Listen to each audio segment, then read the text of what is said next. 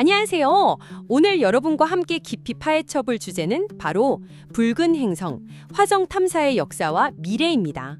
어릴 때 밤하늘 보면서 그 붉은 점, 화성에 대해 다들 한 번쯤은 상상해 보셨을 텐데요. 네, 그렇죠. 인류의 오랜 꿈이 담긴 곳, 그 화성 탐험 이야기를 오늘 제대로 한번 살펴보겠습니다. 네, 화성은 뭐랄까 참 특별한 행성 같아요. 맞아요. 그냥 과학적인 탐구 대상 이걸 넘어서서 문학이나 영화에서도 끊임없이 영감을 주잖아요. 그렇죠. 이야기거리가 무궁무진하죠. 네, 오늘 저희가 볼 자료들을 쭉 훑어보니까 이 화성을 알아가는 과정이 단순히 뭐 기술이 발전했다 이런 역사라기보다는 그 끊임없는 질문, 또 실패, 그리고 막 예상을 뛰어넘는 발견들, 이게 어우러진 한 편의 드라마 같더라고요. 와, 드라마라. 듣고 보니 정말 그렇네요. 네, 아주 옛날에 망원경으로 희미하게 보던 시절의 그 막연한 기대감에서 시작해서 이게 로봇 탐사선들이 보내온 데이터로 화성의 진짜 모습을 딱 마주하고 이제는 인류의 두 번째 집이 될 수도 있지 않을까, 이런 가능성까지 보게 된 거잖아요. 맞아요. 그 여정을 한번 같이 따라가 보시죠. 좋습니다. 그럼 첫 걸음부터 시작해 볼까요? 사실 화성 탐사의 시작, 이게 생각처럼 그렇게 막 장밋빛은 아니었잖아요. 네, 전혀 아니었죠. 특히 1960년대, 70년대 그 미국이랑 소련 우주 경쟁하던 시절에는 실패가 정말 많았다고요. 맞아요. 자료들 찾아보면 특히 소련 같은 경우는 여러 번 탐사선을 보냈는데 뭐 통신이 끊기거나 착륙하다 실패하거나 이런 문제들 때문에 좀처럼 성과를 내기 어려웠다는 기록이 많아요. 아, 안타깝네요. 짠이 실망했다, 이런 반응들이 있었다고 하더라고요. 기대가 컸던 만큼 실망도 컸겠네요. 맞습니다. 뭐 그 당시 기술 수준을 생각하면 어쩌면 당연했을 수도 있어요. 지금이야 뭐 화성 궤도에 들어가고 표면에 내리는 게 좀 익숙해졌지만 그때는 지구랑은 완전 다른 환경이잖아요. 그렇죠. 특히 그 얇고 예측하기 어려운 화성 대기 속으로 탐사선을 안전하게 넣는다는 것 자체가 정말 엄청난 도전이었죠. 그렇겠네요. 그리고 그 바이킹 탐사선 이야기도 빼볼 수 없죠. 1976년 생명체 탐사 실험. 이거 결과 가지고 논란이 엄청 많았다고 하던데요. 네, 맞아요. 바이킹 1호, 2호, 이 착륙선들이 했던 생명체 실험, 이게 아주 중요한 포인트입니다. 화성 흙에 유기물 반응이 있나 보려고 설계된 건데 네. 예상치 못한 화학 반응이 일어나 버린 거예요.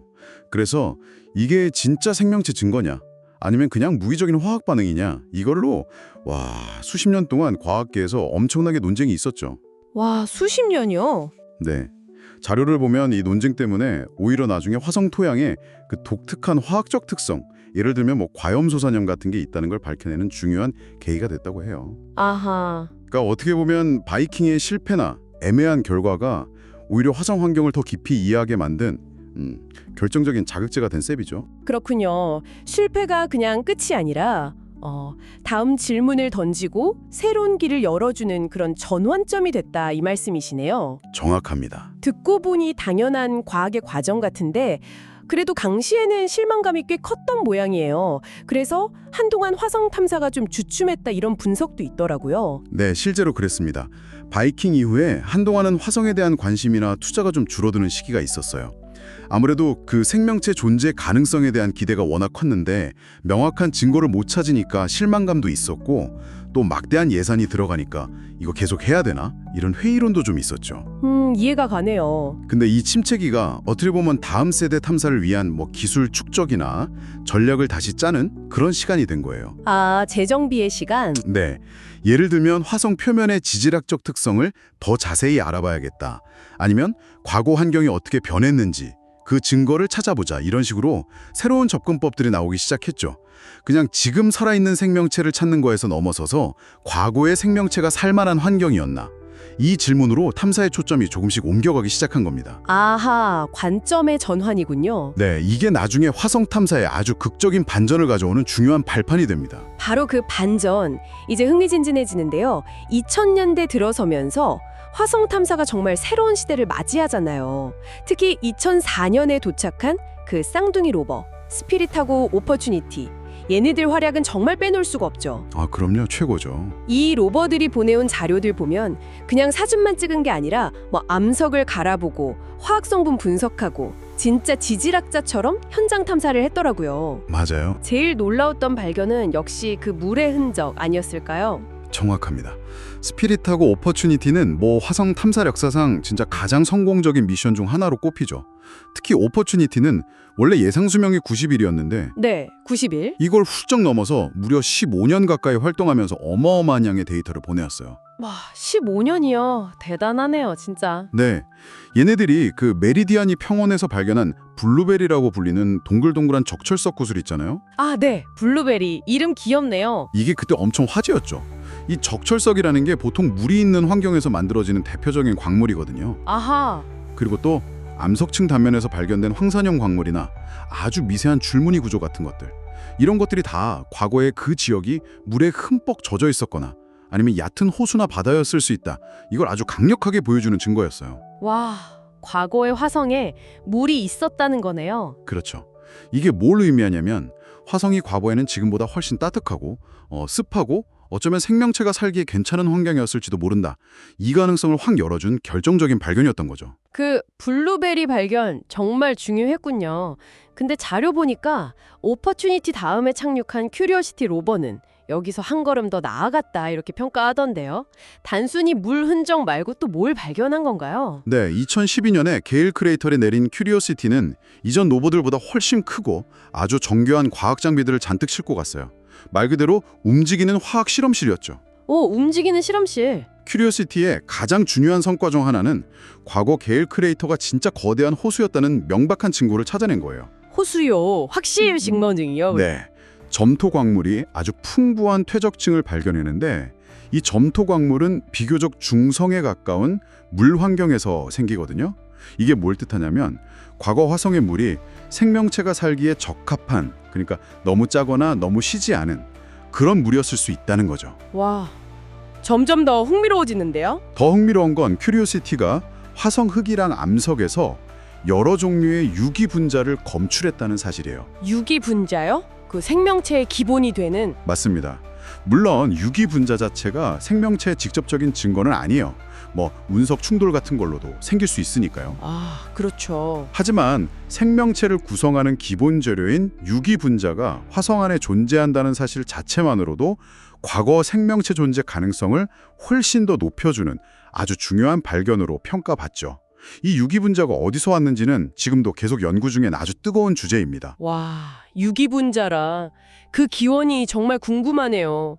그럼 혹시 가장 최근에 도착한 퍼서비어런스 로버는 이 유기 분자나 생명체 흔적 찾는 데 더 집중하고 있는 건가요? 그리고 그 유명한 화성 헬리콥터 인제뉴이티 이야기도 좀 해주세요. 네, 맞습니다. 2021년에 예제로 크레이터에 착륙한 퍼서비어런스는 큐리오시티의 성공을 발판 삼아서 훨씬 더 야심찬 목표를 가지고 갔어요. 오, 어떤 목표죠? 이 예제로 크레이터라는 곳이 과거에 강물이 흘러들어와서 만들어진 삼각주 지형이에요. 그래서 고대 생명체의 흔적, 이걸 이제 생명지표, 바이오 시그너처라고 부르는데 이게 잘 보존되어 있을 가능성이 아주 높은 곳으로 주목받아 왔거든요. 생명지표? 퍼서비어런스의 핵심 임무 중 하나가 바로 이 생명지표를 찾는 거고요. 또 그 증거가 될 만한 암석이랑 토양 샘플을 채취해서 특수용기에 딱 밀봉해 두는 거예요. 샘플을 채취해서 보관한다고요?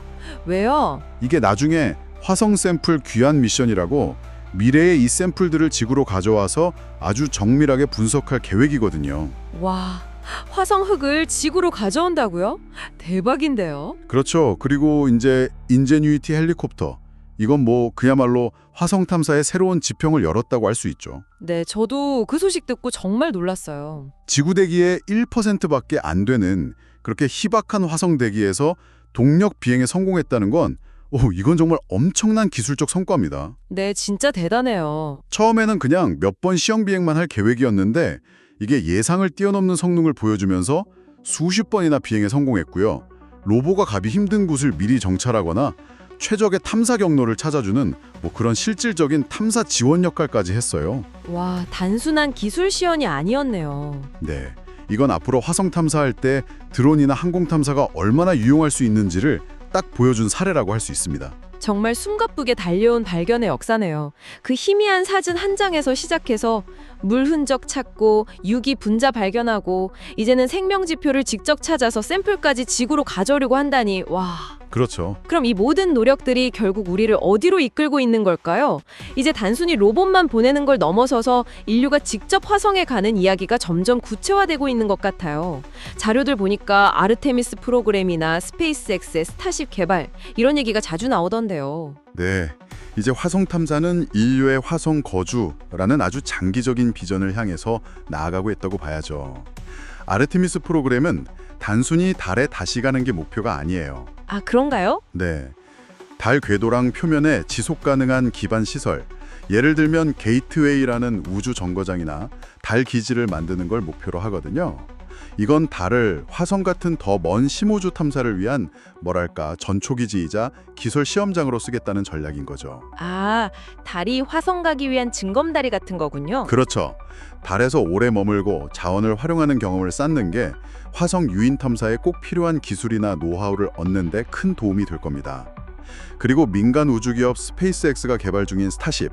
이건 정말 화성 유인 탐사의 판도를 바꿀 잠재력을 가진 게임 체인저로 주목받고 있죠. 스타쉽, 저도 기대가 큽니다. 완전 재사용이 가능한 아주 거대한 우주선인데 한 번에 100명 넘는 사람이랑 엄청난 양의 짐을 화성까지 실어나르는 걸 목표로 하고 있어요. 100면이요? 와. 만약에 이 스타쉽 개발이 성공적으로 딱 이루어진다면 화성 가는 비용을 진짜 획기적으로 낮출 수 있고요. 대규모 인력이랑 장비를 보내서 화성의 초기 기지를 건설하는 걸 가능하게 할 수도 있습니다. 물론 아직 해결해야 할 기술적인 과제들이 산더미처럼 많지만 스타쉽이라는 비전 자체가 화성 탐사의 스케일을 바꾸고 있는 건 분명해요. 스타쉽이 진짜 성공하면 와, 정말 영화 같은 일이 현실이 될 수도 있겠네요. 근데 자료 중에 보니까 그냥 화성에 기지 짓는 걸 넘어서서 화성 환경 자체를 바꾸는 테라포밍에 대한 언급도 있더라고요. 이건 정말 좀 공상과학 소설 같은 이야기 아닌가요? 현실적으로 논의될 만한 수준인가요, 이게? 아, 테라포밍. 그건 사실 현재 기술로는 실현 가능성이 아주 낮고요. 뭐 수백 년에서 수천 년 이상 걸릴 수도 있는 아주 먼 미래의 이야기입니다. 그렇죠. 그럴 것 같았어요. 화성에 그 얇은 대기를 두껍게 만들고 온도도 높이고 자기장 같은 것도 복원하고 이런 과정들은 상상하기 어려울 정도로 어마어마한 에너지와 자원 그리고 아직 있지도 않은 기술들이 필요해요. 네. 그리고 또 외계 행성 환경을 인위적으로 바꾸는 거에 대한 심각한 윤리적인 문제도 있고요. 만약에 화성에 원래 살고 있는 미생물 같은 게 있다면 테라포밍은 그걸 파괴하는 행위가 될 수도 있잖아요. 아, 그럴 수도 있겠네요. 생각 못했어요. 그럼에도 불구하고 이 테라포밍 이야기가 계속 나오는 이유는 이게 인류가 왜 우주로 나아가야 하는가, 그리고 인류의 장기적인 미래는 어때야 하는가, 이런 아주 근본적인 질문을 던지기 때문이에요. 철학적인 질문이네요. 네, 인류가 지구라는 이 요람을 벗어나서 여러 행성에 걸쳐 살아가는 다행성 종족이 될 수 있을까? 또 그렇게 되어야만 할까? 이런 철학적인 탐구의 연장선상에 있다고 볼 수 있죠. 테라포밍은 그러니까 당장의 목표라기보다는 인류의 미래와 가능성에 대한 어떤 궁극적인 질문을 상징하는 개념이다. 이렇게 이해하면 되겠군요. 기술적인 문제뿐 아니라 윤리적인 문제까지 생각해야 한다니, 와, 화성 탐사는 정말 단순한 과학기술 영역을 넘어서는 것 같아요. 그렇습니다. 화성 탐사는 과학적 호기심을 채우고 기술을 개발하는 그런 실질적인 목표도 있지만 그 이상으로 인류의 존재와 미래에 대한 깊은 성찰을 요구하는 거죠. 네. 왜 우리는 이 막대한 비용과 위험을 감수하면서까지 저 척박한 붉은 행성으로 가려고 하는 걸까? 이 질문에 대한 답은 단순히 과학적 발견을 위해서라는 말로는 좀 부족할 거예요. 아마도 끊임없이 미지의 세계를 탐험하고 한계를 넘어서려는 어떤 인간의 본능적인 욕구, 그리고 지구라는 행성 하나에만 의존하는 게 얼마나 잠재적으로 위험한지를 깨닫고 인류 문명의 지속 가능성을 확보하려는 그런 장기적인 비전, 이런 것들이 복합적으로 작용하는 게 아닐까 싶습니다. 와, 정말 깊은 의미가 있네요. 그 흐릿한 흑백 사진으로 시작했던 화성 탐사가 이제는 막 쿨러풀한 고해상도 이미지에 상세한 지질 데이터는 물론이고 인류의 두 번째 고향이 될 가능성까지 이야기하는 단계에 이르렀다는 사실이 오늘 쭉 들어보니까 정말 놀랍습니다. 네, 그렇죠. 오늘 저희가 살펴본 자료들을 통해서 그 험난했지만 정말 경이로운 여정을 다시 한번 되짚어 볼 수 있었네요. 붉은 행성은 여전히 수많은 비밀을 간직하고 있지만 바로 그 알 수 없는 영역이 우리에게 끊임없는 영감을 주고 또 도전하게 만드는 것 같아요. 네, 화성은 어떻게 보면 과거의 비밀을 품고 있으면서 동시에 미래의 가능성을 보여주는 거울 같아요. 오늘 우리가 화성을 향해서 내딛는 이 한 걸음 한 걸음이 먼 훗날 인류 역사에 아주 중요한 이정표가 될지도 모르는 거죠. 네. 비록 지금은 로봇들이 탐사를 대신하고 있지만 언젠가 인류가 직접 그 붉은 흙을 밟고 밤하늘에 푸른 지구가 떠 있는 걸 바라볼 날을 한번 상상해 봅니다. 그 가능성 자체가 우리를 계속 나아가게 하는 힘이죠. 아, 정말 멋진 상상이네요. 이제 남은 질문은 아마 이런 거 아닐까요? 만약 화성에서 고대 생명의 흔적을 정말 발견한다면 그건 우리 인류에게 어떤 의미일까요? 와, 정말 생각해 볼 만한 질문이네요. 오늘 저희와 함께한 화성 탐험 어떠셨나요? 즐거우셨기를 바랍니다. 저희가 깊이 파헤친 이야기들이 여러분의 지적 호기심을 조금이나마 채워드렸으면 좋겠네요. 네, 앞으로 펼쳐진 화성 탐사의 더 놀라운 이야기들, 이것도 놓치고 싶지 않으시다면 구독과 좋아요를 통해 저희의 여정에 계속 함께해 주세요. 네, 꼭이요. 여러분은 화성 탐사의 미래, 특히 인류가 화성에 사는 것에 대해 어떻게 생각하시나요? 댓글로 여러분의 생각을 자유롭게 남겨주시면 저희에게 정말 큰 힘이 될 것 같습니다. 네, 여러분의 의견이 궁금합니다. 저희는 다음번에도 여러분이 궁금해하실 만한 흥미로운 주제를 가지고 더 깊이 있는 분석으로 다시 찾아뵙겠습니다. 감사합니다. 감사합니다.